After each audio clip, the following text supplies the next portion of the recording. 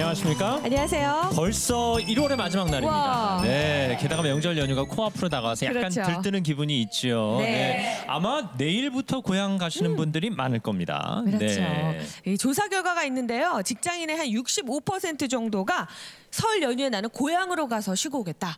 이렇게 대답을 했다고 합니다. 여전히 대부분의 사람들이 고향을 찾거나 가족과 모이는 것이 대부분이라고 생각을 하실 텐데 이게 예전에 비하면 상당히 낮아진 수치라고 네. 합니다. 최근에는 가족끼리 여행을 가거나 혼자만의 시간을 갖는 명절 연휴의 모습이 좀 달라지고 있다 그래요. 네, 실제로 설 연휴에 해외로 나가시는 분들이 85만여 명으로 추정된다고 합니다. 심지어 작년에 비해서도 하루 평균 기준으로 5% 정도 늘어난 수치라고 네. 하는데요. 이렇게 시대가 바뀌었습니다. 그만큼 또 명절 문화도 바뀌고 있습니다. 그런 의미에서 오늘 목요 이슈 토크 나는 몇 번에서는 바뀌는 명절 문화에 대해서 또 차례에 대해서 네. 이야기 나눠보겠습니다. 먼저 요즘 상황을 영상으로 정리했습니다. 함께 보시겠습니다. 다가온 설 연휴 모두에게 반갑기만 한 것은 아닙니다. 명절 음식 준비하느라 주부들은 여전히 허리 펼 새가 하루 종일 없는데요. 밥상을 몇 번 차린 줄 알아? 차례 음식도 나 혼자 다 했어. 줄줄이 나가는 세뱃돈의 부담과 결혼 재촉하는 친척들까지. 근데 지네는 시집 안 가냐? 어? 홍기 놓치기 전에 시집을 가야지. 이게 흔한 명절 풍경이라고요? 이제는 아닙니다. 요즘 명절에는 여행을 떠나는 사람부터 전을 부치는 시아버지, 간편한 제사 음식을 찾는 어머니도 있습니다. 출가하고 뭐 결혼하고 나갔으니까 그래서 한 접시거리만 지금 하고 있습니다. 간편 가정식이나 이런 걸로 네. 많이 하세요? 네, 아니 이제 그렇게 뭐 전에는 하지 않았지만 이제 나이가 워낙 많아서 달라지는 명절 풍경, 명절 차례 꼭 지내야 할까요? 시청자 여러분의 생각이 궁금합니다. 네, 오늘의 주제는 이렇습니다. 설 명절 차례 우리 집 계획은 1번 우리는 지낸다, 2번 지내지 않는다. 이런 얘기 나눠보겠습니다. 사실 오늘의 이야기는 뭐 명절 차례를 지내야 된다, 지내지 말아야 된다 이런 주장을 펼치면서 토론하자는 얘기는 아닙니다. 그렇습니다. 변해가는 시대에 우리들의 상황이 얼만큼 변했는지 알아보고 또 내 생각을 확인해보는 공유하는 시간 되겠으니까요. 여러분들 많은 참여 부탁드립니다. 네, 먼저 함께 이야기 나눌 분들 한 분 한 분 소개해드리겠습니다. 네, 벌써 38년이나 됐다고 합니다. 우리 어린 시절 먼 나라 이웃 나라로 여행을 떠나게 해주셨던 만화가시죠. 이원복 교수님 나와주셨습니다. 네, 안녕하세요. 네, 오랜만에 뵙겠습니다. 아유, 여전하시네요. 네. 총장님 댁에서는 지내지 않는다. 네. 근데 사실은 1번이 맞는 답인데요. 예. 지금까지 쭉 지내오다가 네. 그 장형이 돌아가신 이후부터 이제 그 조카가 그걸 연계받아가지고 네. 우리 형제들은 차례 그런 거 대신에 식당에서 뭐 한 달에 한 번씩 만나서 이야. 간편하게 하고 있죠. 아, 평소에도 자주 만나시는군요. 네. 네, 그렇기 때문에 굳이 명절에 모일 이유가 그렇죠. 없다. 이런 말씀해 주셨습니다. 예, 지금 중간에 나갔는데 가족끼리 외식형 이렇게 써 있었네요. 어머니들 바로 부러워하시고 있습니다. 생각보다 우리 신세대 할아버지셨고요. 자, 이번에는 요즘 좀 바쁘실 것 같은 분입니다. 가정상담 전문가 이호성 교수님 어서 오세요. 네, 어서 오십시오. 역시 지내지 않는다 선택하셨습니다. 네, 저희 집 같은 경우에는 이제 뭐 저희 친정 쪽도 그렇고 저희 시댁 쪽도 그렇고 둘 다 이제 종교 특성상 제사는 안 지냈어요. 네. 근데 제가 어렸을 때는 저희 외가 쪽으로는 제사가 있었기 때문에 제사에 항상 참석을 했고 음식도 정말 맛있게 먹었었는데 이제 뭐 성장하고 그다음에 이제 결혼하고 이러고 나니까 제사 지낼 일은 별로 없는데 이 명절 가까우면 제사와 관련된 상담은 진짜 많아요. 그러니까 근데 최근에 제가 상담사는 아니고 제 친구 중에 한 친구가 진짜 아주 역사적인 이야기를 가지고 있는 친구가 있습니다. 이 친구는 제 사람을 아주 손사래를 치는 친구예요. 왜냐하면 얘가 자란 친정 자체가 1년에 제사가 24번이에요. 24번이니까 얘네 엄마, 친정 엄마가 정말 너무너무 젓가락처럼 마른 분인데 한 달에 2번씩 아니에요. 그럼요. 제사 한 번 지내는 날이면 아주 그냥 얼굴이 노래지는 거예요. 그래서 몇 번 쓰러지는 걸 봤기 때문에 이 친구는 제사 이퀄 졸도. 이런 겁니다. 그렇다 보니 이 친구의 결혼할 때 모든 조건 다 필요 없고 딱 한 가지, 제사 없는 집. 그래가지고 제사 없는 집뿐만 아니라 혹시 나도 준비를 해야 되니까 이 친구가 개종을 했어요. 종교를 바꿔가지고 이제 나는 모든 게 다 준비가 됐다. 그래서 정말 결혼을 했고 제사가 없는 집에 갔고 또 보니까 남편도 너무 좋은 사람이에요. 그래서 이제 해방이구나 했더니 웬걸 이 친구는 안 되나 봅니다. 한번 명절을 하면 식구들이 한 30명씩 모인대요. 제사를 안 지내는데도 이 친구는 거의 졸도예요. 근데 사실 우리가 요새 최근에 젊은 층들 사이에 평등 명절이란 말이 굉장히 유행인데 네네. 사실 요새는 아직까지 여성들에게는 평등 명절이 아니라 아직은 일 때문에 병든 명절이 아닌가 이런 생각을 해봐요. 하긴 뭐 제사 자체가 문제가 아니라 음식을 많이 준비해야 된다는 게 맞아요. 부담인 거죠. 좋습니다. 좋은 말씀 기대하겠습니다. 네, 역사가 현재를 비추는 거울이라면 이분은 그 거울을 매일같이 바라보면서 질문을 던지는 분이십니다. 역사학자 신병주 교수님 나와주셨습니다. 네, 어서 오십시오. 반갑습니다. 아, 교수님은 실물이 훨씬 젊어 보이십니다. 아유, 고맙습니다. 네, 네.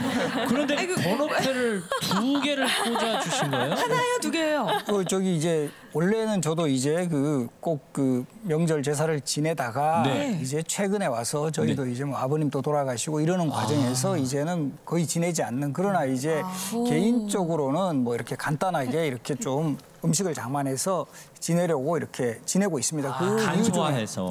그 아주 좀 간편하게 결과적으로 보면 이런 그 설날이 갖는 그런 어떤 그 정신, 명절에 맞이해가지고 우리 그 옛 선조들을 기억하고 또 이것을 계기로 또 가족들이 모이면서 또 한 해를 서로 이제 이야기해보고, 실제 이 설이라는 말의 어원이 낯설다, 설레다 이런 뜻이 들어가 있거든요. 그러다 보니까 그런 부분에 대해서 정말 아무도 모르잖아요. 앞으로 이 새해 펼칠 이런 미래에 대해서, 거기에 대해서 서로 이제 덕담도 주고받으면서 또 가족끼리 조금 간단한 음식을 나누면서 하는 이런 어떤 정신은 아주 중요하기 때문에 이것은 그대로 지켜나갈 필요가 있다. 그런데 뭐 많은 분들이 이렇게 이 많은 그 뭐 제사상을 차리는데 그 드는 부담이라든가 스트레스. 또 요즘은 뭐 워낙 이제 그 먼 곳에 서로 이동을 해가 모일 때 그 여러 가지 뭐 불편함이라든가, 그래서 저는 그 이원복 총장님도 말씀하셨지만 오히려 이 설날을 즈음한 그 시기에 어느 날짜를 하루 잡아서 가족끼리 잘 모여서 그 정말 그 명절의 의미를 되새기는 이런 방식도 매우 이제 좋다고 생각을 합니다. 확실히 명절 문화가 바뀌는 과도기에 있습니다. 이 설날이 설레다는 뜻에서 유래됐다. 설날 앞두고 설레세요? 안 설레시는구나. 좋습니다. 아이들 때는 설렜던 것 같아요. 네. 세뱃돈도 있고 안 맛있는 것도 설레십니다. 먹고. 네. 자, 이번에는 안동 종가의 맏딸로 태어난 여성 정치 평론가십니다. 송문희 교수님 나와주셨습니다. 네, 어서 오십시오. 이야, 종가의 맞달이시군요. 네, 역시 당연히 지내시는 거죠. 그 안동 맞종가 3대 독자 외동아들의 저희 어머니가 외며느리였습니다. 네, 23살에 시집 오셔서 50년 넘게 이제 상을 차려내고 계시고, 제가 그걸 보고 자랐고, 그러면 딴 사람들이 생각할 때는 정치학하고 막 평론하는데 저 여자가 좀 바꾸지 않았을까 이런 생각하시는데, 저는 기본적으로 제 세대까지는 지내자주의입니다. 좀 이런 말하면 좀 구리타분하게 느끼실지 모르지만 제사라는 거나 차례라는 게 1년에 계속 있는 게 아니거든요. 기껏 한 1년에 몇 번 있습니다. 물론 저희 집은 저희 차례상 사진이 하나 있을 텐데. 준비가 되어 있습니다. 아니 잠깐만요, 이게 한 집 차례상 맞아요? 이게 이제 저희 집, 저희 친정 차례상입니다. 상이 몇 개예요 지금? 최근에 찍은 차례상인데요. 제가 이제 이걸 SNS에 올렸더니 어떤 분들이 기함을 하시더라고요. 근데 저게 지금 많이 줄인 겁니다. 많이 줄인 거고, 이제 저희가 양가 친가가 다 있는데 할아버지 계실 때, 이제 아버지 계실 때는 사돈의 팔촌까지 다 오시니까요. 오시니까 아까 갓 쓰고 절하신 분들 그런 식으로 제사를 지내고 다 드시고 또 다 싸가요. 아이고. 그러니까 음식을 많이 할 수밖에 없는 거예요. 그거를 이렇게 하시다가 이제 10년 전에 아버지 돌아가시고 나서는 많이 지금 간소화된 게 저겁니다. 간소화돼서 큰 상 4개입니다. 저 정도면 거의 뭐 칠순잔치 이럴 때. 저거는 웬만한 식당 뷔페 뷔페 상이죠. 식당이에요. 네. 아니 SNS에 이 사진 올리니까 반응이 어떻든가요? 아는 분들이 가짜 깁스 선물해 주겠다고. 가짜 깁스. 깁스를 막 선물해 주겠다 그러시는데 바로 깁스를 이거죠.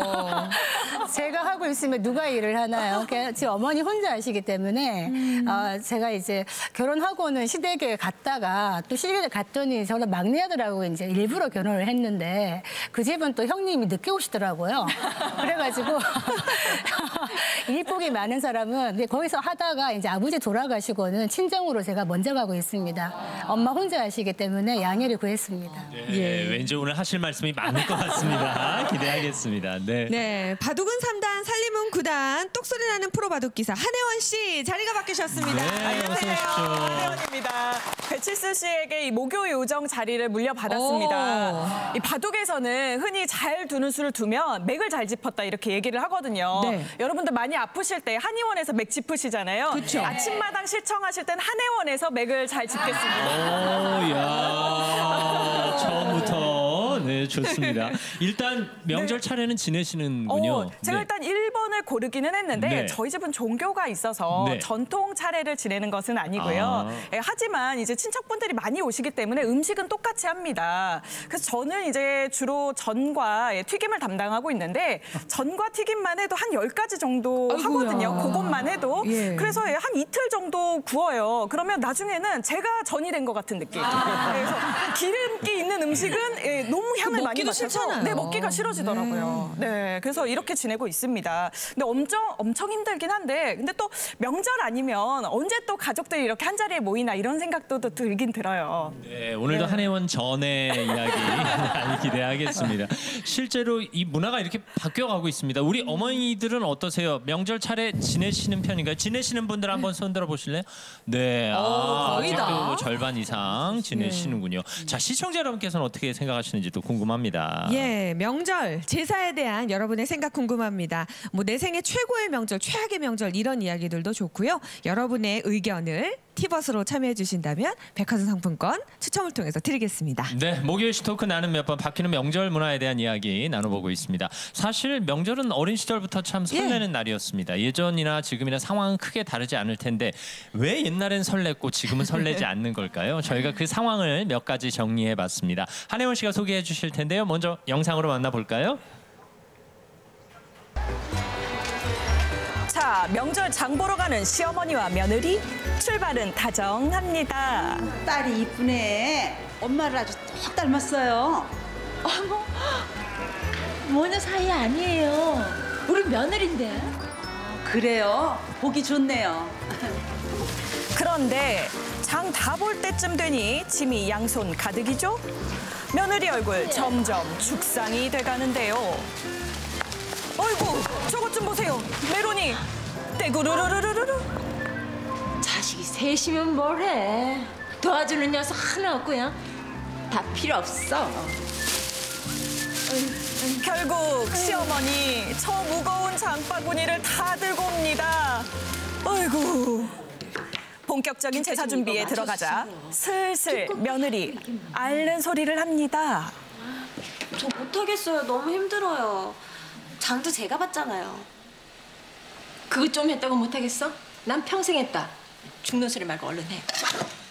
좋게 모인 명절 갑자기 분위기 싸해집니다.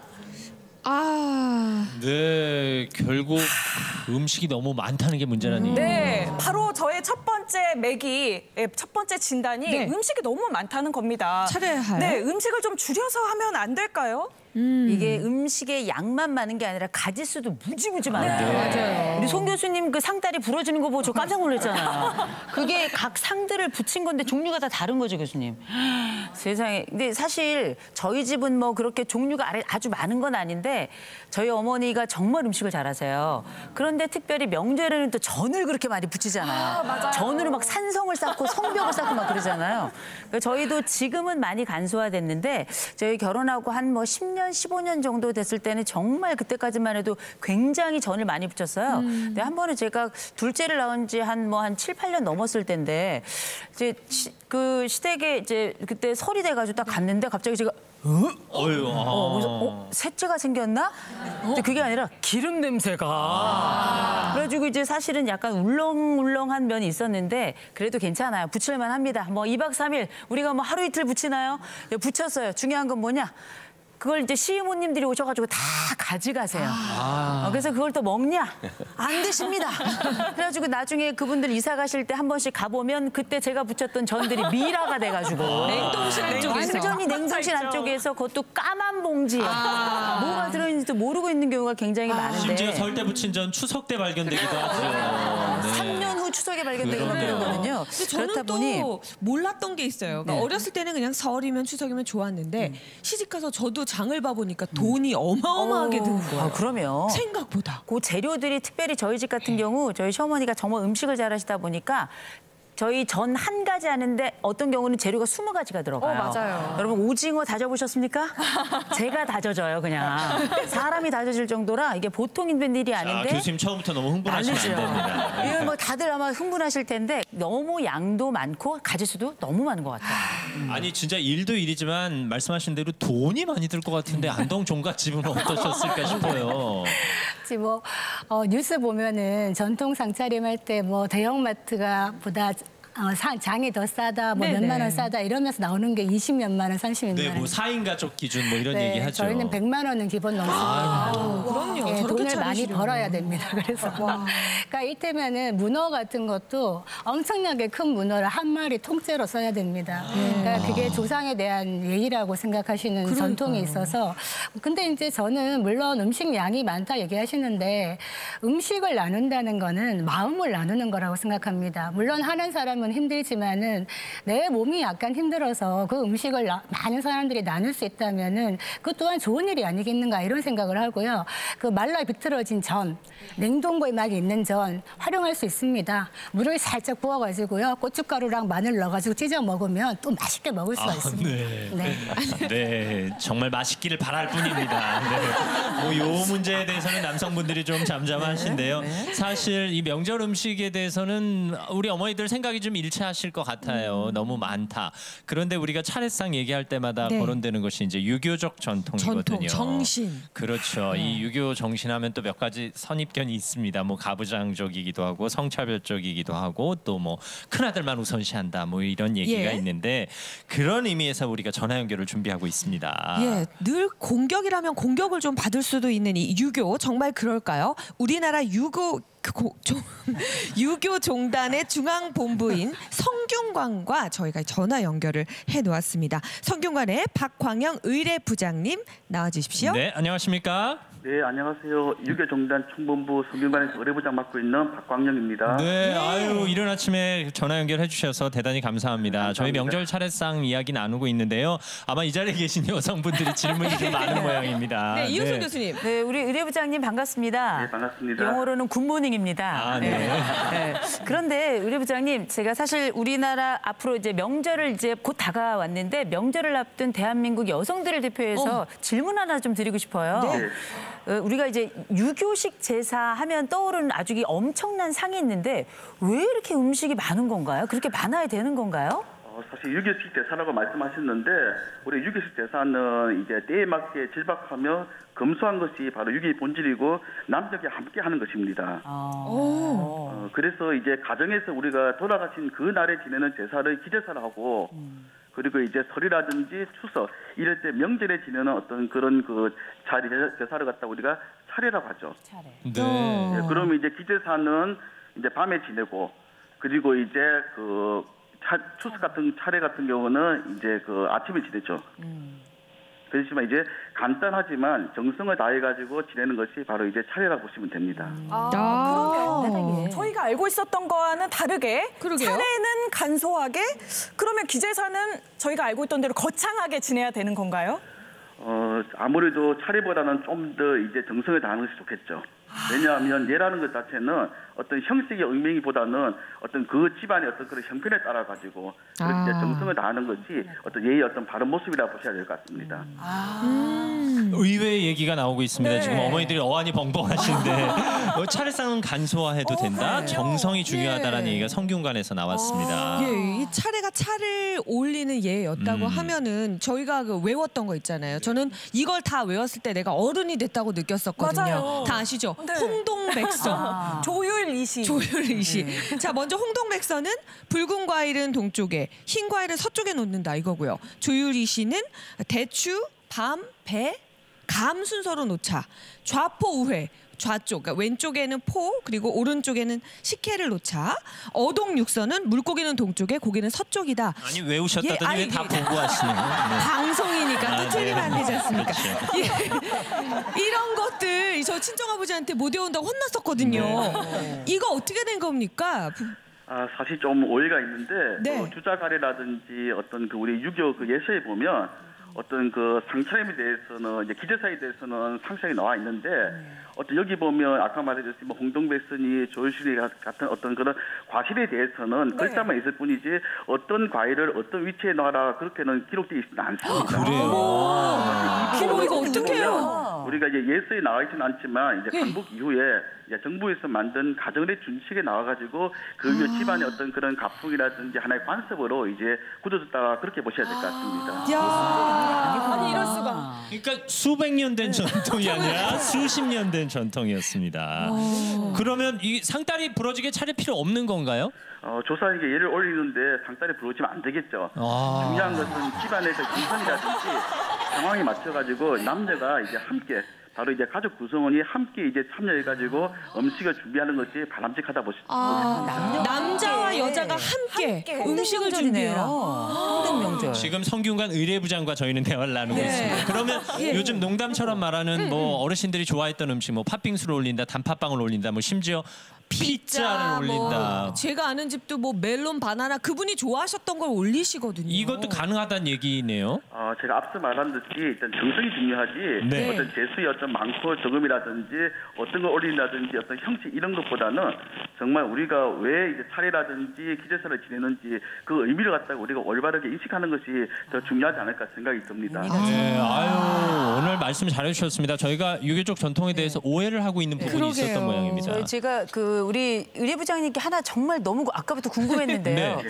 혹시 평소에도 이렇게 사진처럼 갓 쓰고 돈코 입고 다니시는지 그거 조금 궁금해서요. 네, 의관을 잘 차려입고 계셔서. 이거 일단 그냥 평상시에는 저도 이제 사복 입고 다니고 제가 이제 성균관에서 어떤 유교 의식이라든지 어떤 그리고 이제 손님들을 안내한다든지 어떤 그런 그 예를 갖추는 어떤 그런 일을 할 때는 이렇게 전통 복식을 입고 있습니다. 네, 아주 멋지게 잘 어울리십니다. 오늘 이른 아침에 전화 연결해 주셔서 감사하고요. 앞으로 우리의 전통 소중하게 잘 지켜나가는 데 애써주시기 바랍니다. 무엇보다 오늘 대한민국 주부들의 숨통을 틔워주셔서 대단히 감사합니다. 네, 성균관의 박광영 의례부장과 함께했습니다. 박수 좀 보내주시겠습니까? 네, 감사합니다. 시원한 답변이네요. 이거 신 교수님, 이게 뭐 유교에서 이렇게 말씀을 하시면 우리가 어떤 전통을 따라온 사실 건가요? 이 의례부장님께서 정말 좋은 지적을 하셨는데 사실 유교 정신의 가장 핵심 중에 하나가 이 검소와 절약이에요.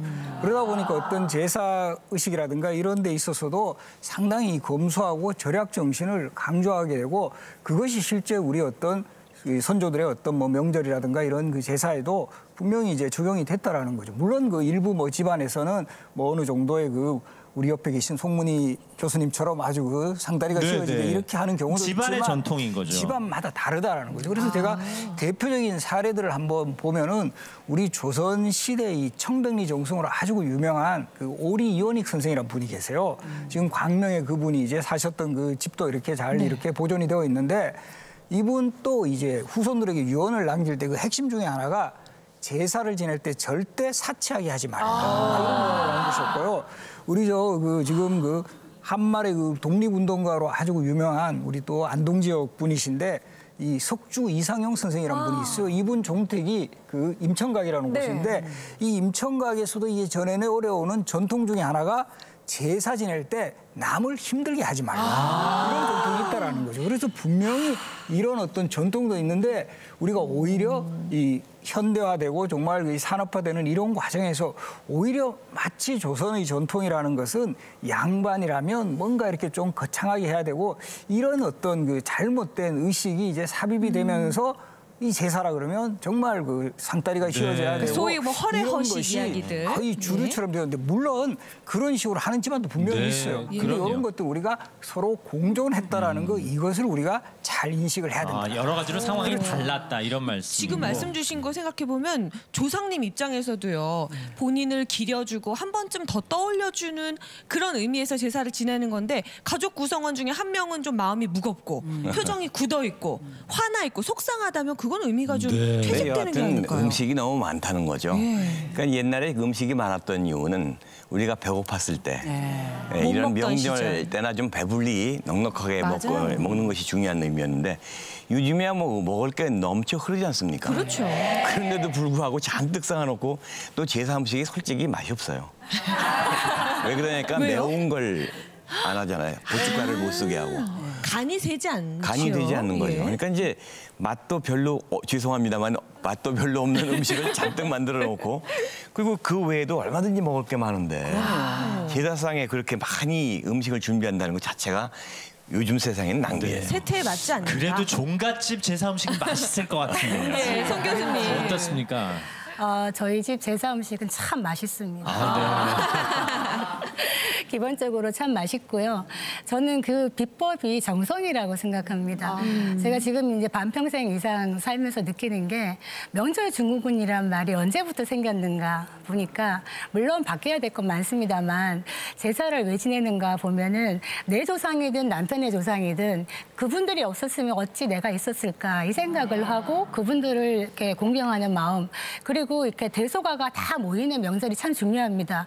요즘 아이들이 한두 명밖에 낳지 않기 때문에 뭐 큰아빠 작은 엄마가 없어요. 개념 그쵸. 자체가 없는데 그럴 때 어르신들 친척들이 다 모여서 가끔은 듣기 싫은 얘기도 듣고 고리타분한 얘기도 듣고 무릎도 꿇고 있어보고 이런 걸 하면서 사람이 교육이 되는 것이거든요.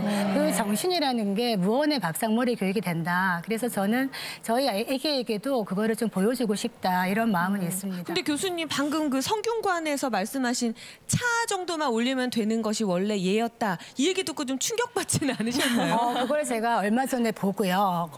다운을 받았어요. 다운을 받아가지고 제가 이제 저희 집안이 우암 송시열 이제 집안인데 조선 후기에 태어나셨으면 조선 후기에 아주 뭐 가짜 양반은 아니고요. 저는 늘 자라면서 아버지가 양반은 자다가 만져봐도 양반이다 이런 얘기 하셔서 그 말이 굉장히 부담스러웠어요. 이게 무슨 고리타분한 말씀이신가. 그런데 또 그게 어떤 면이 있냐면 제가 이제 생활을 할 때 늘 내가 잘 행동해야 되겠구나. 잘 살아야 되겠구나. 이런 생각을 하게 된다는 말이죠. 그래서 그 사진을 엄마한테 보여드렸어요. 엄마 원래 여기 송시열 집안 직계는 한 상에다가 단촐하게 차리더라. 이렇게 좀 합시다라고 늘 노래를 부르는데도 엄마는 묻지 마 따지지 마 50년 이상 하셨기 때문에 반성이 붙으신 거예요. 네, 그리고 사실 덜 차리면 왠지 내가 며느리로서 조상에 대해서 못한다는 그런 어떤 생각이 들어서 엄마를 보면 엄마 세대가 가셔야 이제 좀 바뀌겠구나. 네, 오래오래 사실 겁니다. 아니 오래오래 이게 살아야죠. 쭉 해오던 거 바꾸긴 쉽지 않잖아요. 그러니까 특히 시집 오셔서 영문도 모른 채 이렇게 해야 되는 게 그게 당연하다 배운 해서 거니까. 몇십 년을 하셨으니 뭐 이제 와서 나 안 할래, 나 간소하게 할래 하실 수가 없으실 것 같아요. 근데 사실 이쯤에서 보면 도대체 이 제사라는 것, 이 차례라는 것 누가 만드셨는지 굉장히 궁금합니다. 이게 누가 만들었다기보다도 네. 유교 사회의 특징이죠. 이게 제사라는 걸 다른 말로 하면 연결입니다. 연결. 세대의 연결이죠. 네. 아들 세대가 아버지 세대를 기억하고 아버지 세대가 그 할아버지 세대를 기억하는 그 이야기는 뭐냐니까 이 동양의 종교들 특히 유교에서는 내세가 없습니다. 내세. 근데 이슬람교, 예. 기독교 다른 불교 그다음에 전부 모든 종교에는 내세가 있지 않습니까? 그렇죠. 그러니까 내세는 내가 다시 환생하는 거죠. 네. 근데 유교에는 내세가 없기 때문에 내가 아니라 내 자신을 통해서 환생을 하는 거죠. 그런 의미에서 이 제사의 의미는 우리 유교적 전통에서의 연장을 의미하는 거죠. 하나 더 보충해서 드리면 그 조선시대 유교적 전통에서 이게 강화된 거는 분명하지만은 사실 우리 예전에 뭐 국사 공부 열심히 하신 분들 보시면 우리 그 예전 고대 국가 시절부터 뭐 고구려의 뭐 동맹이라든가 뭐 부여의 영고라 해서 이 제천 의식이라는 것은 정말 어떤 인간의 삶이 거의 시작되면서부터 정말 뭔가를 이렇게 그 기원을 하고 바라고 또 거기에서 성의를 표시하는 이런 전통은 쭉 이어져 오는데 특히 어떤 유교 문화에서는 이것이 더 강조되었다. 이렇게. 우리가 유교 문화에 젖어서 살고 있긴 하지만 유교의 교리 뭐 이런 건 잘 모르는 게 사실이잖아요. 그렇죠. 근데 가만 이제 두 분의 말씀을 들어보면서 저희가 약간 오해하던 부분이 있던 건 아닌가. 우리가 유교하면 격식에만 몰입해 있다고 생각했는데 본연의 것은 아닌 것 같고요. 제가 이윤복 총장님 말씀을 들으면서 이게 제사라는 게 세대와 세대를 연결한 연결이라고 하셨는데 저는 딱 그걸 보면서 제사가 일종의 악교, 딱 풀 같은 역할을 해주는구나. 그렇죠. 이런 생각이 들었어요. 그래서 사실 우리가 뭐 기독교나 불교 같은 경우도 뭐 극락을 간다, 천국을 간다 이렇게 이야기하지만 사실 그 과정이 더 살아가는 과정에 어떻게 사느냐가 훨씬 더 중요한 거라 그 역시도 지금 시점에 그 포커스가 맞춰 있거든요. 그런 면에서 유교나 뭐 불교나 기독교나 제가 볼 때는 거의 현세, 지금 살고 있는 사람들이 풍요롭게 건강하게 행복하게 살도록 하는 그 과정에 있어서는 별 차이가 없는 것 같아서 제가 말씀을 드리면서 느꼈던 건 이게 유교 문화가 일단 우리가 오해하고 있는 게 있었구나.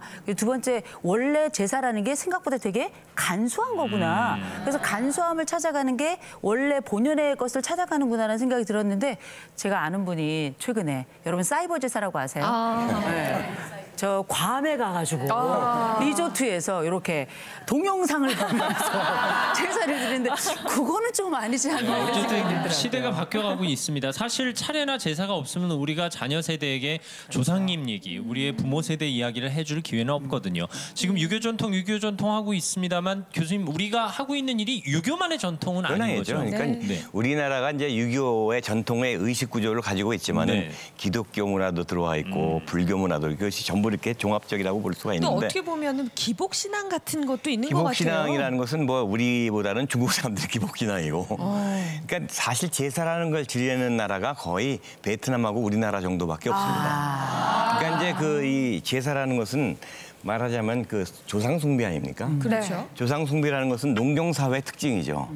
전통적인 농경 사회. 왜냐하니까 농경 사회에서는 모든 지식의 원천이 조상이었거든요. 얘야 이제 비 올 때 뭐 서리 올 때 됐으니까 장독대 타더라. 뭐 씨를 어떻게 뿌려야 모든 되는지. 농사에 필요한 지식들을 조상한테 얻었기 때문에 조상이 가장 중요한 하나의 그 지식의 원천이었고 그것이 이제 숭배로 이어지는 거죠. 근데 기복신앙이라는 것은 모든 종교가 기복신앙입니다. 사실은. 이제 기독교나 예를 들어서 정교는 부활이 중요하고 기독교는 그다음에 이게 구원이 중요한데 모든 종교라는 것은 내 잘 되고 그런데 현실적인 기원이 너무 많다는 얘기죠. 네. 총장님 저희가 지금 먼 나라 이웃나라를 보고 있는 것 같습니다. 너무 좋아요. 좋습니다. 뭐 사실 이 제사 차례 음식이 너무 많다는 얘기하다가 이런 얘기까지 나왔는데요. 우리가 늘 부모님 또 조상님께 감사하는 마음은 잊지 않고 있는 게 당연한 거죠. 자, 목요일 스토크 나는 몇 번 명절 문화에 관한 이야기 나누고 있습니다. 무엇이 문제인지 영상으로 준비하고 있는데요. 또 한혜원 씨의 소개를 받겠습니다. 네, 화면으로 보시죠.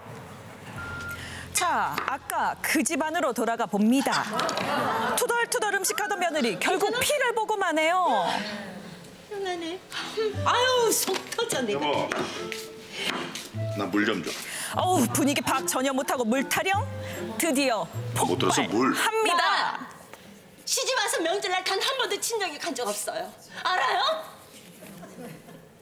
우리 어머니 아버지 차례상 한번 제대로 차려드리지도 못하고 알지도 못하는 유시집안 조상님만 챙기고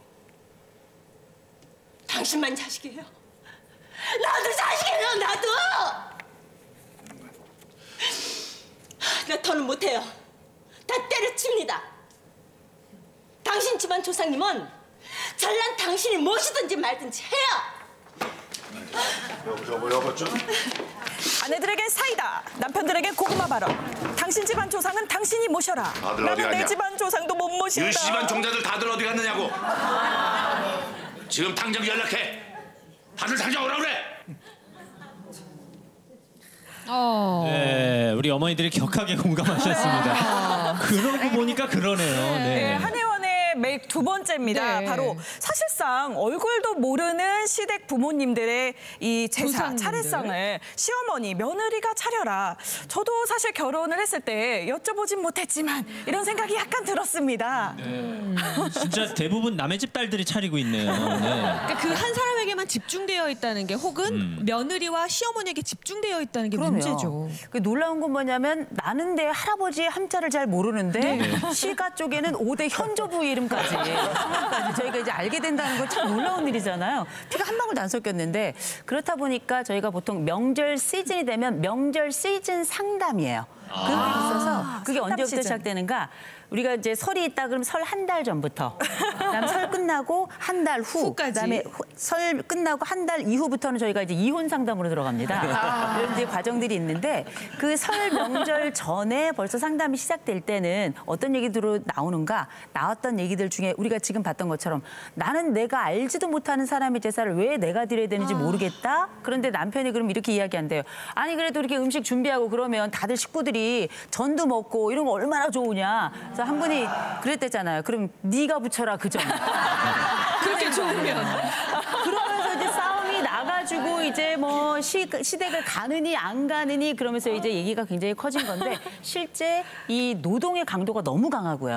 맞아요. 요새는 다 핵가족인데 사실은 너무 많은 인원을 1년에 한두 번이지만 치른다는 게 쉬운 일이 아니잖아요. 더군다나 요새 다 뷔페로 먹는 시절에 다 음식을 만든다는 게 수월지도 않고 옛날 음식은 왜 이렇게 어려워. 또 손이 또 많이 가고 정성이 맞아요. 들어가야 되니까요. 장 봐야죠. 허리 부러져야 일해야죠. 그러니 오죽하면 명절 증후군이라는 말이 나왔겠어요. 상담에도 제철이 있다는 거 오늘 처음 알았습니다. 제철 상담. 아니 그러면 우리 안동종갓집 맏며느리신 친정 어머니께서는 뭔가 사명감으로 알고 계신 게 아닌가 싶어서요. 아까 말씀하신 연결이란 얘기를 하셨는데 그 연결을 누가 해주느냐, 그 제사상을 차리는 여자, 남자가 한다고 봅니다. 이를테면은 남편 조상 내가 본 적도 없는데 내가 왜 상을 차리냐, 내 조상인 거죠. 그분들이 있기 때문에 남편이 생긴 거고 내가 그 남편과 결혼해서 사는 것이고 처가도 마찬가지입니다. 그런데 저희 집은 엄마 혼자 하셨지만 아버지가 같이 하셨어요. 아, 그래요? 네, 평생 외동아들이기 때문에 같이 하셨고 저희 남동생도 그걸 보고 자라서 음식을 아주 잘합니다. 훌륭하시네요. 평생 같이 하고 있고요.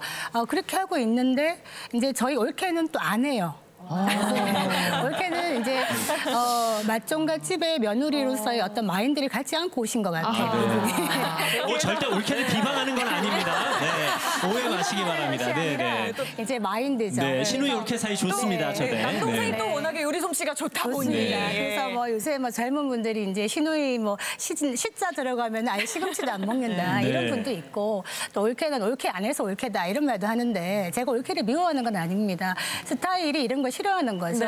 그래서 명절 때면 되면 아파요. 그래서 이제 명절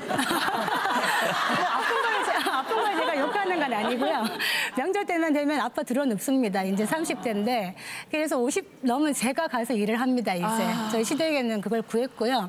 그러니까 이제 저희 남편 같은 경우에도 제가 딸이 하나인데 앞으로는 그러면은 그럼 딸은 제사를 못 지내느냐, 시집 보내면은 끝이냐, 그게 아니라 딸이 하나인 집은 시집하고 합의를 해서 딸 집에도 먼저 와서 차례를 지낼 수도 있는 것이고 이런 식으로 뭔가 합의를 하면 한 사람이 일방적으로 희생하는 그런 건 좀 줄지 않겠는가요? 저 화면에서도 보면 그 며느님, 그러니까 어머님 되시는 분이 본인이 외동딸이었던 거죠. 네네. 그러니까 우리 친정 부모님 차례는 내가 평생 지내본 적도 없는데, 근데 요즘 사실 뭐 아이를 하나 낳는 집이 너무 많기 때문에 그렇게 되면 모두가 외동아들, 모두가 외동딸이에요. 오늘은 너무 흥분하시면 안 됩니다. 네, 오해를 받을 수 있습니다. 그리고 제가 한 가지 좀 제안을 드리자면 우리 송 교수님 올케 상담은 제가 책임지겠습니다. 어떻게든. 이 상담소 시즌도 있고 이혼율도 증가한다 뭐 이런 얘기가 있는데 또 하나 높아지는 것이 있습니다. 이 시즌이 되면 스포츠 마사지 샵의 예약률이 그렇게 올라간다고 합니다. 저도 이제 명절 끝나고 어떻게 좀 마사지를 받아볼까 전화를 했더니 한 달 전에 이미 2달치가 예약이 끝나 앞뒤로. 그렇습니다. 아니 신 교수님 이게 특정인에게 좀 몰린다는 게 문제가 아닐까 그렇죠. 싶어요. 그러니까 우리 명절에서 가장 아무래도 부담을 느끼는 집이 그 장남 집안. 그래서 지금 또 우리가 그 결혼하고 이럴 때 장남인 거를 여부를 아직까지도 물어보거든요. 그러니까 이게 참 태어날 때 정말 그 자기 먼저 태어나고 싶지도 않았는데 그 이유 하나만으로 계속 이게 정말 그 굴레가 되는 거죠. 그래서 이런 그 뭐 우리 명절에서도 종부, 특히 이제 종손 이 스트레스가 이만저만이 아닌데, 근데 사실은 이걸 또 우리 잘 분석을 해보면 특히 요즘은 더 힘든 게 다 장남집으로 모여요. 뭐 전부 다 이곳에서 다 모이는데 사실 그 한 1세기 전만 해도 실제 이 명절 같은데 요 같이 모여 살아요, 농촌에. 일가친척들이 대부분 같이 모여서 살고 있으니까. 크게 다 일도 이렇게 서로 돕고 뭐 어디서 멀리서 오고 뭐 이런 과정도 없이 이러다 보니까 같이 모여가지고 특히 설날부터 이 정월대보름까지는 거의 축제 기간이에요. 이때는 뭐 농한기기도 하고 뭔가 이 가족들이 모여가지고 서로 이제 뭐 즐기고 사실 이런 과정에서 또 여기 뭐 주부님들 많이 나오셔서 조금 그렇긴 하겠지만 또 이때쯤 되면 이 남성들은 아무래도 이제 농사일에 많이 동원되다가 요 무렵 되면은 조금 그 부분을 조금 더 면제를 받고 이제 부녀자들이 일했던 이런 어떤 문화가 지금은 오히려 완전히 달라져 버렸죠. 그러니까 지금도 이 그 전통은 그대로 남아가지고 저도 예전에 이게 명절에 가면 저희 뭐 형수님 뭐 저희 집사람 다 그 부엌에 왔다 갔다 하면서 음식 차리고 뭐 이거 설거지하고 이러는데 사실 저도 남자지만 남성들은 거의 그냥 방에 앉아 있고 또 괜히 도와주려면 눈치가 보여요. 제가 뭔가 잘못한 것 같고 뭐 이래서 그러다 보니까 이런 어떤 그 농촌 중심의 어떤 그 문화가 도시 중심으로 완전히 바뀌었는데 거기에서 있었던 그런 어떤 그 전통적인 방식은 여기에 그대로 대입해버리니까 바로 이제 특히 종부, 종손, 여성들의 이 스트레스가 이만저만이 아니게 됩니다. 의식주 생활 문화가 바뀌는 속도를 명절 문화가 변화가 못 따라가고 있는 건데요. 이원복 총장님 어떻습니까? 다른 나라의 경우는 어떤가가 궁금해요. 그렇죠. 여성분들 부엌일 하기 싫으시면 중국 남자하고 결혼하셔야죠. 왜요? 중국 사람들은 남성들이 요리를 합니다. 그럼 결혼했는데 벌써. 예를 들자면. 근데 이제 중국하고 우리는 어떤 설의 개념이 다른 것 같아요. 중국은 예를 들어서 뭐 음식 같은 거 하는 게 없고 애들한테 그 빨간 봉투에다가 세뱃돈 같은 거 돈 주고 세뱃돈 세배도 안 하지만 돈 주는 것으로 이제 끝나는데 중요한 것은 집단으로 모여서 놀죠. 마을 자체가. 다 같이. 그래서 외국 나가도 꼭 차이나타운 같은 데 가면은 설날 되면 난리가 납니다. 용춤 추고 막 쭉 터뜨리고 그래서 모두 나와서 그날을 갖다 어떤 페스티벌처럼 즐기는데 우리는 그런 것은 전혀 없고 한 가족마다 제사, 차례 이렇게 집단적 그 가족끼리만 독립돼서 하는 거죠. 그건 전혀 다른 문화입니다. 그쪽은 축제, 우리는 죽자. 너무 힘드니까 여성들은. 저는 말씀 듣고 나니까 제가 먼 나라 이웃 나라와 동갑입니다, 총장님. 그래서 정말 뭐 가로 세로 세계사, 뭐 와인책까지 다 섭렵을 하고 있는데 지금 말씀을 듣고 나니까 저는 좀 이제 아이를 3명 낳기를 좀 잘했다, 뭐 이런 생각이 일단 들고 있어요. 이제 외동들은 사실 이제 모일 가족들이 약간 없다 보니까 이제 그 의미를 되새길 수 있는 그런 기회가 점점 좀 줄어들고 있는 것이 사실이잖아요. 그래서 이제 아이 셋이 모여서 이제 앞으로 옛날의 추억을 얘기할 수 있지 않을까 이제 이런 생각이 드는데 이제 저 같은 경우 처음 시집 왔을 때 기제사는 지냈거든요. 이제 뭐 종교가 있기 때문에 추도 예배 형태로 형식은 바꿔서. 형식은 좀 바꿔서 지냈지만 형제들이 다 모여서 지내고 저 같은 경우는 이제 결혼하기 전에 시아버님께서 돌아가셔서 이제 저는 뵌 적이 없어요. 하지만 그래도 이렇게 친척들이 모여서 시아버님 이야기도 듣고 환갑 잔치 때 영상도 보고 이렇게 하다 보니까 이제 남편의 성격이 왜 이렇게 형성이 됐는지 뭐 이런 걸 이해가 좀 되고 가족의 비밀을 알게 되셨군요. 그리고 이제 아이들에게도 뿌리를 알려주니까 굉장히 좋은 느낌이 들더라고요. 그런데 정말 얼굴을 알지 못하는 솔직히 이제 시할아버지, 시증조부님, 뭐 시고조부님, 뭐 이렇게까지 이제 제사를 지내게 되다 보면은 아까 화면에서처럼 이제 이제 너무 아무 이야기도 모르는데 이런 생각이 약간 들긴 하는 것 같아요. 근데 이런 제사 문화 그런 것도요 한 세대 안에 완전히 없어질 것 같아요. 왜 그러면 요즘에 충격적인 통계가 나왔는데. 한 여성의 가임률이 출산율이 1.0 이하로 떨어져서 세계 최저예요. 그러면은 아이 하나도 안 낳는다는 얘기인데 거기서 무슨 모여가지고 전 부치고 그런 일이 아니 신 교수님, 조선 시대에는 이 유고가 어쨌든 어떻게 조상을 기려왔었던 건가요? 그래서 우리가 보면 조선 시대 이제 왕실에서도 당연히 이제 설날 때 이 선조들에게 이제 보면 조선 왕실에 이제 첫 왕인 이제 태조부터 시작해가지고 역대 왕들의 신주를 모셔져 있는 곳이 종묘잖아요. 그래서 보면 재밌는 기록이 있는데 정조가 우리 정조대왕 다 아시잖아요. 정조가 1월 1일 날 설날에 했던 이런 내용들이 기록으로도 다 나와요. 거기 보면은 그 역대 왕들의 어진이 봉환된 선원전에 가서도 인사를 드렸고 또 이 종묘에 가서도 이제 그 제례를 이제 행했고 또 이제 다른 그 아버지 사도세자가 그 무신 사당에 가서도 이제 그 예를 표했던 이런 내용도 나오고 이 왕실의 이 선조들을 계속 이제 찾아가는 이런 모습들이 이제 이 1월 1일부터 정월대보름까지 계속 이렇게 이어졌습니다. 그리고 그 또 이 설날에 또 이 중요한 풍속 중에 하나가 이 나이 든 대신들에게는 별도로 음식과 옷을 이제 선물로 주시고 또 이 백성들에게는 농사를 권장하는 권농유눔이라 그래가지고 우리 요즘 마치 이제 대통령께서 뭐 신년 기자회견 같은 거 하면서 우리 경제 살리기 이런 거 되게 강조하시잖아요. 바로 그런 모습하고도 상당히 닮아 있습니다. 사실 제가 듣기로는 옛날에 조선시대 이런 유교 문화가 굉장히 왕성했을 때는 신분제도가 있었잖아요. 그래서 신분이 높은 사람들은 뭐 4대 조부, 5대 조부까지 제사를 지냈는데 평민들은 그냥 부모님 제사만 지냈다는 거예요. 근데 요새 제사 지내는 거 보면은 막 이렇게 막 윗대로 막 알 수 없는 그 뵙지 못한 분들에 대한 제사를 계속 지내는 거 보니까 우리가 다 왕족이네. 왕족이네. 진짜 제사를 어디까지 지내야 돼요? 사실 왕족까지 간다기보다는 이제 양반 문화. 그러니까 뭔가 이 양반, 그래서 우리가 사실은 조선 후기에도 이 소위 모칭 양반이라 그래가지고 뭐 돈이라든가 뭐 이런 걸로 주고 산 사실 가짜 양반들 많아요. 여기 계신 분들 중에서도 상당수가 그런 분들이 계실 수도 있어요, 실제. 그러다 보니까 이런 어떤 뭐 제사라든가 이런 것들을 거창하게 하면서 오히려 그런 어떤 의식, 그런 양반의 어떤 뭐 체면이라든가 위상 같은 걸 이제 강조를 해나가는데, 근데 이게 문제가 되는 게 이런 과정에서 그 뭐 시어머니나 뭐 며느리나 이런 특히 여성들이 계속 일을 해나가게 되면서 이 스트레스가 이만저만이 아닌데 사실 제일 문제 중에 하나가 사실 조선시대까지는 그래도 이런 어떤 제사 문화에서를 주도하는 뭐 종부라든가 이런 사람들이 그 나름대로의 명예도 있고 특히 중요한 게 사실 경제적 보상이 있었어요. 아, 그래요? 사실은 이제 조선 후기 같은 경우는 이제 그 장남에게 모든 재산이 상속되는 이런 구조거든요. 그래서 우리 흥부전 소설 잘 아시죠? 흥부전 보시면 흥부하고 놀부가 한 형제인데 형님은 그렇게 잘 살고 흥부는 왜 이렇게 가난하냐?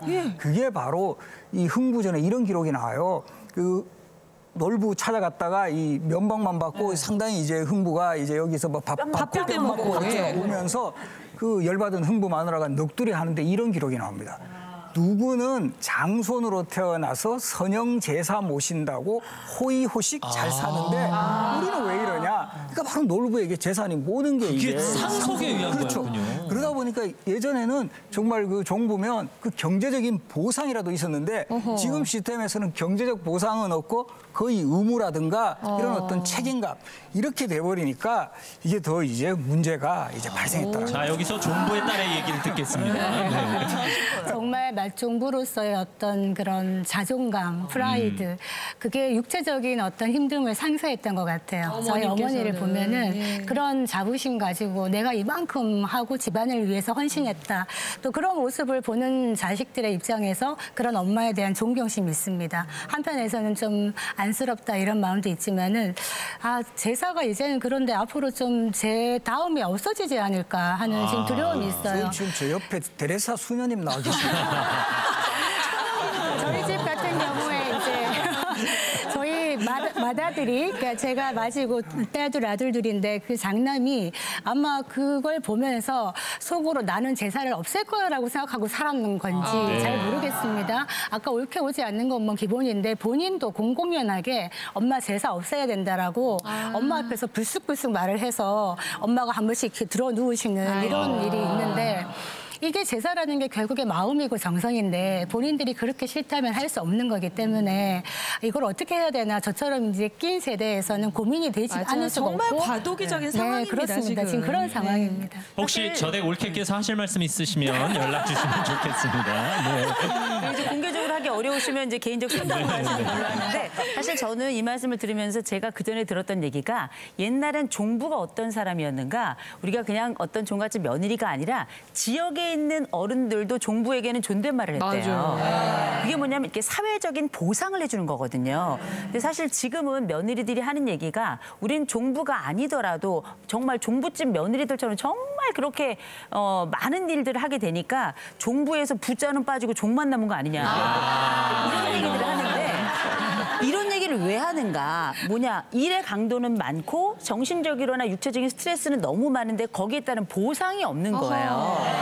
일을 하면 당연한 거고 안 하면 이상한 사람인 거고 이렇게 되다 보니까 사실 우리가 심리적인 보상도 필요하고 사실 이제 명절이나 이렇게 끝나고 나면 이렇게 봉투에다가 센스 있는 남편들은 신사임당 한 3분 정도 이렇게 이제 보시면서 가서 어떻게 찜질방이라도 다녀와라. 센스 있네요, 진짜. 그런 얘기 하잖아요. 사회적인 센스가 좀 필요하지 않나 싶습니다.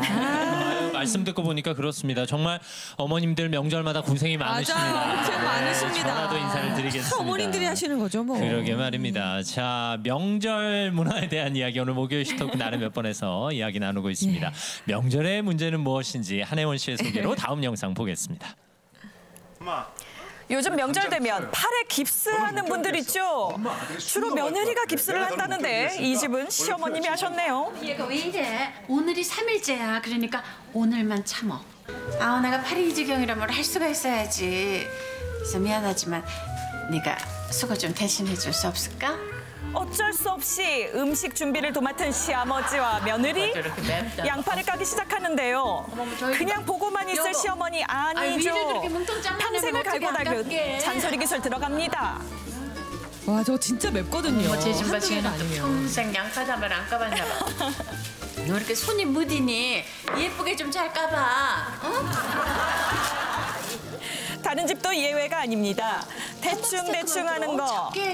살림 선배 그냥은 못 보죠. 대를 이은 잔소리 기술 들어갑니다. 너 크게 만들어가지고 한 번에 해치우는 속셈 내가 모를 줄 알아? 차례 음식은 정성이야. 예쁘게 해. 저도 또 보니까 그러네요. 저도 명절 때마다 사실 듣는 잔소리입니다. 정말 음식은 해도 왜 안 느는 건지. 명절 음식은 정성이다. 정말 많은 분들께서 말씀을 하시는데 사실 저도 여쭤보고 싶지만 그동안 여쭤보지 못했던 이야기. 뭐죠? 명절 음식 사 먹으면 안 되나요? 이거 저 악성 댓글이 많이 달릴 것 같아요. 저는 너무 공감하는 것 중에 하나가 이제 며느리들 사이에는 이런 얘기가 있잖아요. 명절이 왜 명절이냐? 수명이 절단 나서 명절이다. 이런 얘기를 하는데 아니 그런 말들은 어디서 이렇게 만드시는 거죠. 근데 사실은 이제 그만큼 며느리들이 힘들다는 얘기인데 근데 그 며느리도 요새는 수명이 길어졌잖아요. 길어지다 보니까 제가 아는 분은 70대인데 지금 거의 100세 다 되시는 시어머니가 생존해 계세요. 그래요. 그 밑으로 며느리하고 손주 며느리까지 보셨어요. 그럼 사이에 이제 4명의 여자들이 쫙 세대가 있는데 그 사이 며느리가 이제 셋이 낀 거죠. 가장 위에 90대 되신 그 노모께서는 이제 빼고 나머지 분들은 다 시어머니가 계신 거 아니에요. 그렇다 보니까 이게 며느리가 양쪽 집안이 다 또 그렇게 수명이 다 길답니다. 평생 며느리 졸업을 못 하는 거예요. 좀 가끔 졸업을 했으면 좋겠는데 이게 졸업이 안 되잖아요. 그렇다 보니 요새는 시어머니들도 며느리들은 신식 여성들이고 또 옛날 전통 음식을 잘 못하고 거기다가 힘든 일 하라 그러면 또 안 오는 집도 많아요. 심지어 알아 눕는 집도 있고요. 네, 그렇다 보니까 사실 요새는 시어머니들이 오히려 명절이 되면 더 눈치를 보는 세상이 됐잖아요. 네. 아유, 기부스는 옛날에 요새는 기부스하고 오면 다 저거 아니 그런 거 아니 혹시 뭐 이렇게 다 눈치를 주거든요. 그래서 아니 진짜 본의 아니게 진짜 깁스하신 분들이 오해를 사겠어요. 그래서 실제 우리가 이 정성이 담긴 것 굉장히 중요하긴 하지만 이게 노동의 강도가 너무 강하다면 또 이게 오히려 가족에 분란을 일으킨다면 저도 일정 부분 좀 사는 것도 괜찮지 않겠나 싶은 생각을 좀 해봐요. 그거를 한번 사봤어요, 제가. 그래요? 아버지 돌아가신 해에 너무 힘드시고 엄마도 그 해에 이제 뇌출혈 수술을 하시고 이래서 참 부득이하게 제가 한번 사는 걸 시도해봤거든요. 네. 근데 유명 업체에서 주문을 했는데 물론 맛있게 했을 거라 생각하는데도 이상하게 맛이 없는 거예요. 왜 맛이 없을까? 정성이 빠진 거예요. 아니 그냥 입맛이 안 맞는 거 아닐까요? 그런 것도 있겠지만 집집마다 간이 전도 다르니까. 맛이 없고 배차전도 맛이 없고 부침개도 맛이 없는 거예요. 맛있던데. 그래서 이것은 뭐냐? 정성의 문제라고 생각을 하는데 다음에 업체를 바꿔보시면 어떻겠습니까? 네. 사실 요새 상차림 업체도 정성으로 만들긴 하네요. 기본적으로 이제 엄마가 곧 팔순이세요. 그래서 살아계실 동안 하실 텐데 이제 상을 하나씩 드리는 게 제 목표입니다. 네. 어머니 기분 상하지 않게 잘 줄여 나가는 게 저의 목표이고 아마 제사 간소화 추진위원회를 만든다 그러면 제가 위원장을 할 마음도 있습니다. 근데 그렇지만 벌초도 만만치가 않겠어요. 억지로 하는 것이 아니라 부모님 세대와 다음 세대를 잘 연결해 주는 게 또 저희 50대의 몫이 아닐까 이런 생각을 하고 명절 때 내가 좀 더 힘들지만 하고 나면 보상이 있습니다. 어떤 보상? 심리적 보상이 있습니다. 제사를 잘 지내고 나면 내 집이든 시집이든 뭔가 참 든든하고 힘이 납니다. 그래서 종교에 상관없이 조상의 음덕이라는 걸 저는 생각하기 때문에 그거를 보상이라고 생각하면 되지 않을까. 네, 이 심리적 보상에 대해서 어머니들 가운데 3분이 고개를 끄덕이셨습니다. 3분만 공감하셨습니다. 사실 이 전통 음식 소중해요, 교수님. 이거 뭐 없애자 뭐 이런 얘기는 아니거든요. 절대 아닙니다. 네. 이원복 총장님. 근데 이제 이런 고생도 한 5년 내에는 확 변할 것 같아요. 왜 그러냐? 우리나라의 변화 속도는 엄청나게 빠릅니다. 제가 제일 놀란 게 이 장묘 문화. 장묘.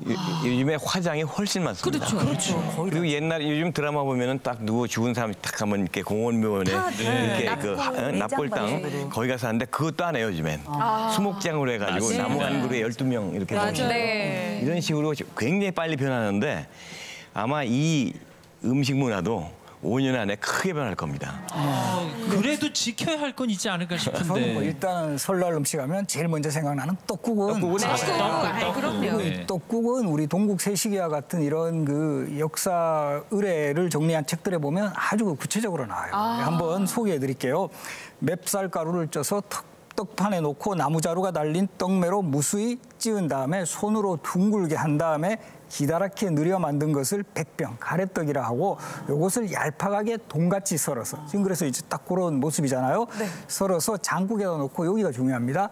쇠고기나 꽁고기를 넣고 전통에는 쇠고기나 꽁고기를 넣었어요. 맛있겠다. 네, 그래서 지금은 대부분 뭐 닭고기 넣는 경우도 있고 이러는데 그래서 꽁 대신 닭 이런 말로 여기서 유래했다 뭐 이런 이야기도 하는데 그래서 이 후춧가루를 친 다음 친 것을 탕병, 요 한자어로 탕병인데 이걸 우리말로 하면 떡국이 되는 거죠. 떡국은 차례상에 오르거나 손님 접대에 쓰므로 세찬에서는 없어서는 안 될 음식이다. 그리고 이때도 이런 기록이 나와요. 세속에 나이 먹는 것을 떡국을 몇 그릇 먹었느냐. 이런 이야기 하잖아요.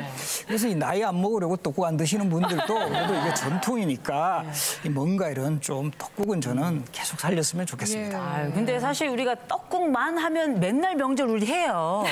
근데 이제 떡국은 사실은 거의 안 하고 나머지 음식이 어마어마하잖아요.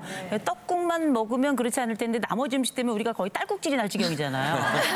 사실 지금은 저희 집 같은 경우에는 이제 명절이 되면 이제는 저희가 문화가 좀 바뀌어가지고요. 옛날처럼 전을 막 많이 부치고 그렇진 않고요.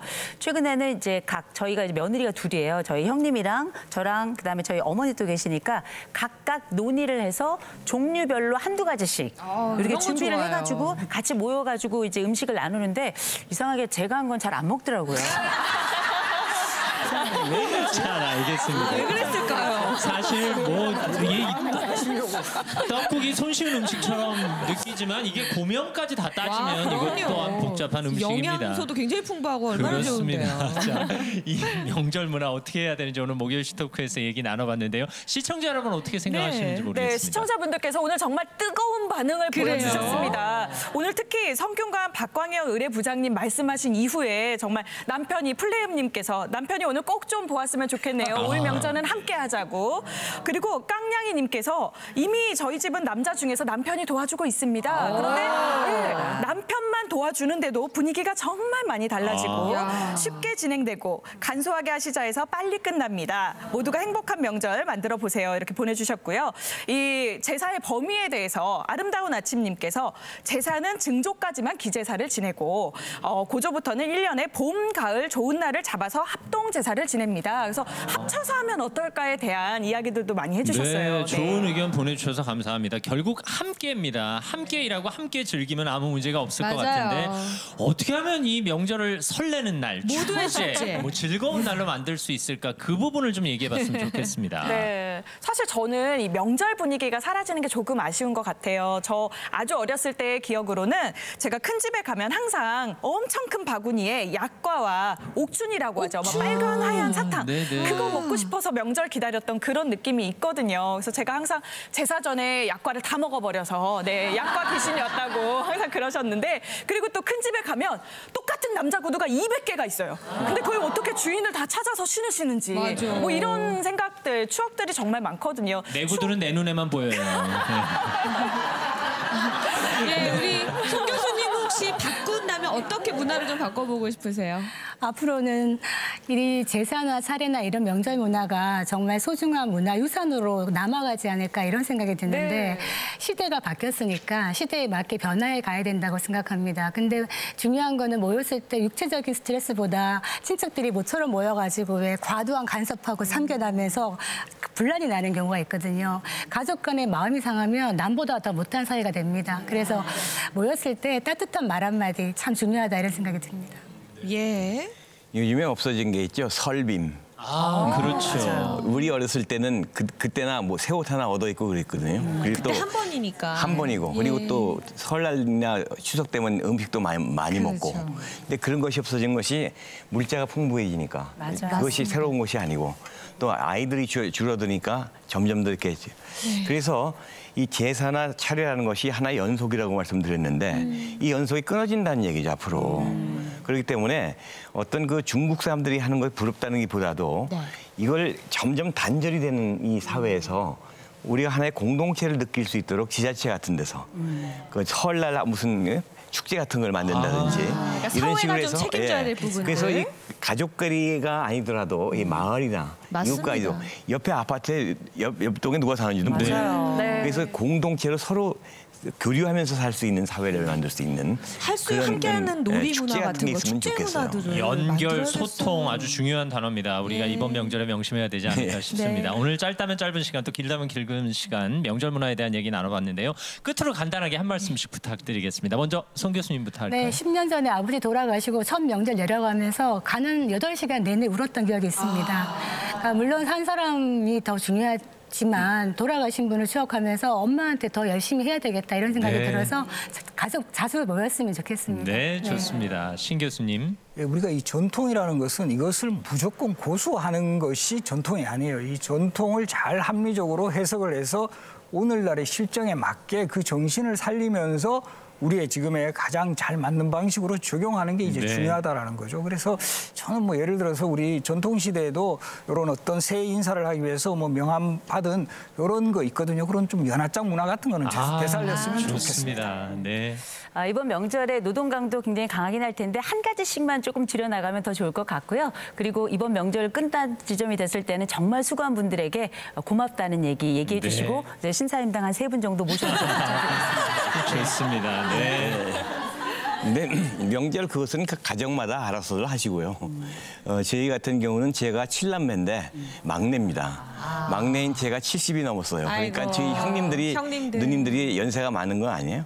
그러니까는 이제 우리가 살면 얼마나 더 살고 얼마나 자주 보려 해가지고 10여 년부터 매달 한 번씩 어떤 일이 있어도 꼭 만납니다.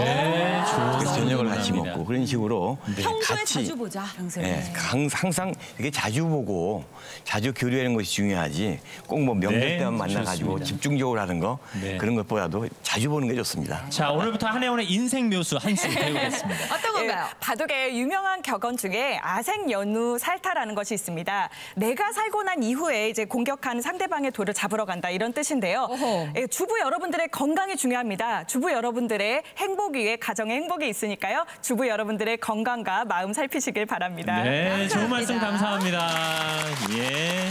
목요일 슈토크 이렇게 여러분과 함께했습니다. 오늘 함께해주신 시청자 여러분 가운데 10분 선정했습니다. 상품권 보내드리겠습니다. 아침마당에 참여해주신 분들께는 금성출판사 푸른의 공부방에서 백화점 상품권을, 표정 있는 가구 에몬스에서 백화점 상품권을, 쌀 가공식품 선두기업 칠감농산 주식회사에서 백화점 상품권을 드립니다. 네, 내일 금요일 2월 1일에는 공감토크 산호라면으로 찾아뵙겠습니다. 네, 저희 내일 다시 뵙겠습니다. 감사합니다. 고맙습니다.